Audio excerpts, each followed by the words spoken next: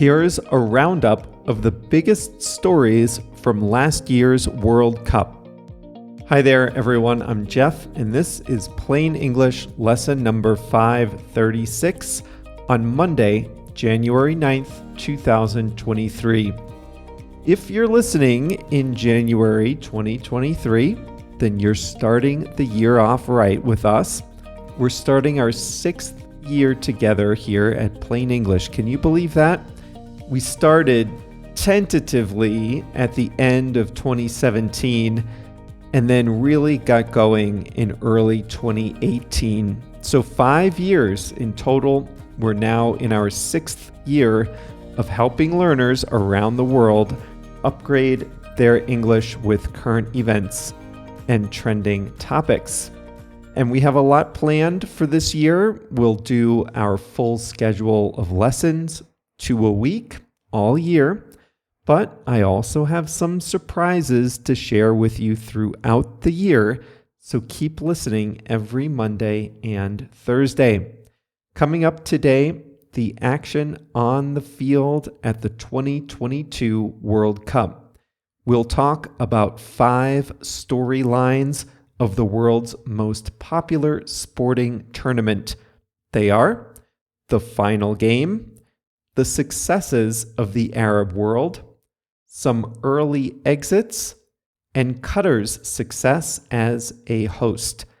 The expression is grow closer, and we have a quote of the week. Let's get going.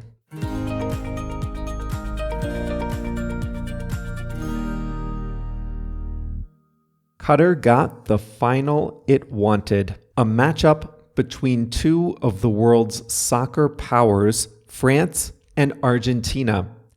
It featured one of the game's most storied legends, Argentina's Lionel Messi, and one of its most exciting younger players, France's 23-year-old Kylian Mbappe. Lionel Messi was looking for his first World Cup victory. It was the one triumph in soccer he had not yet achieved. France was hoping to be only the 3rd country to win 2 World Cups in a row. A crowd of almost 89,000 people watched as France and Argentina battled to a 2-2 tie after 90 minutes. Each team scored once in the 30 minutes of extra time. A penalty shootout would be required to break the 3-3 tie. Lionel Messi scored 2 of Argentina's 3 goals. Kylian Mbappe scored all of France's for a hat trick. Those 2 were also the number 1 and number 2 scorers in Qatar's World Cup. When they are not playing for their national teams, they both play for Paris Saint-Germain. That club, by the way, is owned by the Qatari government. Back to the game. To break the tie, each team got up to 5 penalty kicks. Argentina made its first 4, while France made only 2 of its first 4 attempts, giving Argentina its 3rd ever World Cup victory. Lionel Messi posted a photo collage of himself celebrating his first ever World Cup victory, a triumph he had waited a lifetime for. It became the most liked Instagram post of all time. But even before the final, there were some great stories. Japan, Australia, and South Korea each made their first appearances in the round of 16. Cristiano Ronaldo became the first player to score a goal in 5 World Cups. Saudi Arabia beat the eventual winners, Argentina, in their first game, a stunning upset and a feather in the cap of the Arab world. Qatar lost all 3 of the games it played, though it did score a goal against Senegal. Morocco united the Arab world with a push into the semifinals, laying waste to powerhouse sides from Belgium, Spain, and Portugal along the way. This was the first time an African country competed in the semifinals of the World Cup. Even in its defeat in the semifinals, the crowd in Qatar was standing by Morocco. As the end of the game grew closer, the crowd chanted "Viva Maghreb" despite France's 2-0 lead. If some teams had unexpected success pushing deep into the tournament, then that means some highly rated teams took an early flight home. Germany was knocked out in the group stage for the 2nd consecutive time. Going into the tournament, Belgium was the number 2 team in international rankings. They, too, met with an early demise. They were also knocked out during the group stage. Brazil, ranked number 1, had high hopes for winning the tournament. They were knocked out by Croatia in the quarterfinals. Qatar had a good World Cup, not the team, the country. Qatar was a good tournament host. Fans from all over the world traveled to Doha and went home with good stories. The final count isn't known, but Qatar reported about 800,000 international arrivals. The infrastructure worked. Visitors commented on how accessible everything was. They complimented the hosts on their hospitality. Qatar also got a chance to show off its local culture. Al Bayat Stadium was designed to look like an enormous Bedouin tent. Qatar's ruler, the Emir Sheikh Tamim bin Hamad Al Thani, presented Lionel Messi, perhaps the world's greatest soccer player, with an 18-karat gold World Cup trophy. As he did so, he wrapped Messi in a bisht, a black cloak worn on special occasions. International fans were able to talk with ordinary Qataris in the stadiums and celebrating on the streets. Some Qatari fans said they patiently explained their culture to curious visitors. More than anything, the eyes of the world were on tiny Qatar for an entire month, an accomplishment that no other Arab country has managed. Qatar stood out from some of its big neighbors and began to carve its own identity in the Arab world.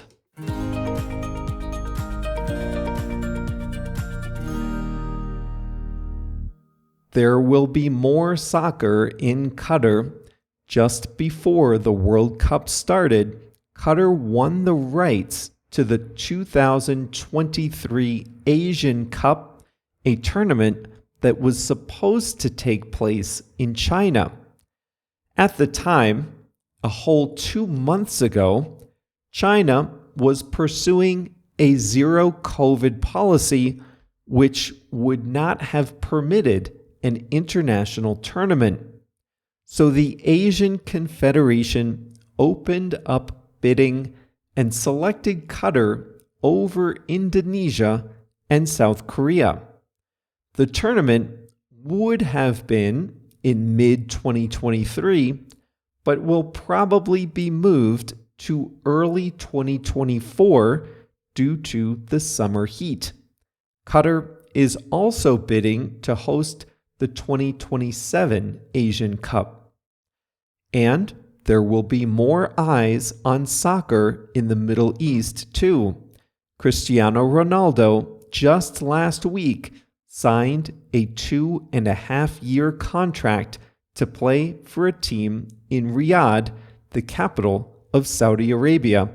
The contract is valued at 200 million euros.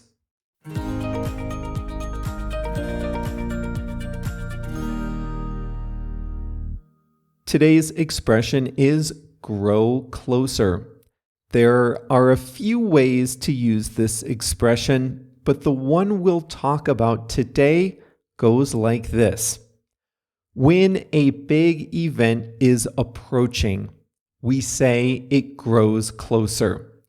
Now, this is a strange one because the event in the future doesn't move. We're the ones moving through time. So, for example, on December 20th, then December 25th, then December 27th, then December 30th, we can say the end of the year is growing closer.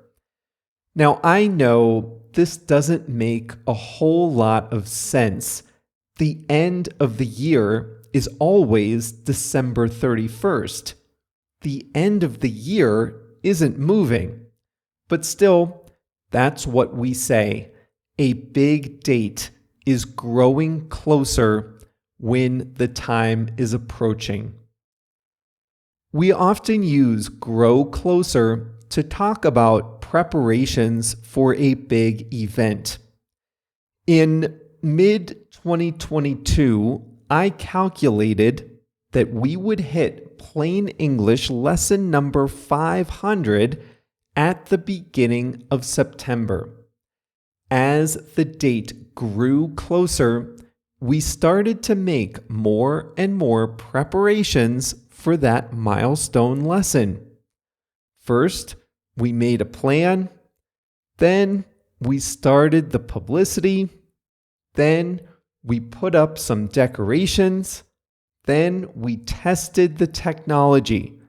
So we say, as the event grew closer, or as we were getting closer in time to the event, we made more and more preparations. And you can watch the final product at plainenglish.com/500. I am not watching any of the Prince Harry, Meghan Markle documentaries, interviews, reality shows, whatever, and I am not going to read the book. Relations between Prince Harry and the rest of the British royal family are frosty at the moment. Now, King Charles III will be officially coronated on May 6th, 2023. That's the official ceremony making him the king, even though he is the king already.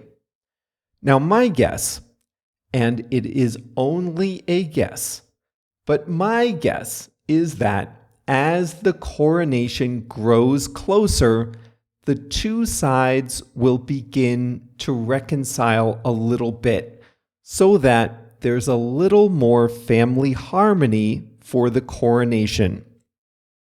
That is only my guess. Things are not looking good now, but as the coronation grows closer, I expect the freeze in relations to thaw a bit. In the World Cup, a game is 90 minutes of regulation time. If the game is tied, an extra 30 minutes is added. France played Morocco in the semifinals of this year's World Cup. France scored its first goal 5 minutes into the game. It led 1-0 for most of the game. Then, in the 79th minute, France scored again to make it 2-0. This was the 79th minute of a 90-minute game. So as the end of the game grew closer, fans knew that Morocco's chances were slim. Still, they cheered for Morocco.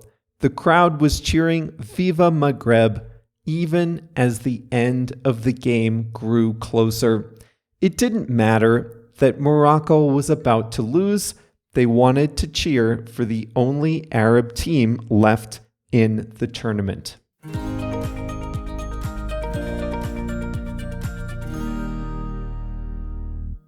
Today's quote of the week is from a Russian composer, Dmitri Shostakovich.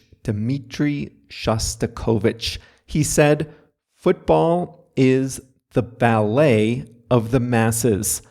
Shostakovich was a soccer fan and wrote a ballet that followed a Soviet soccer team touring Europe.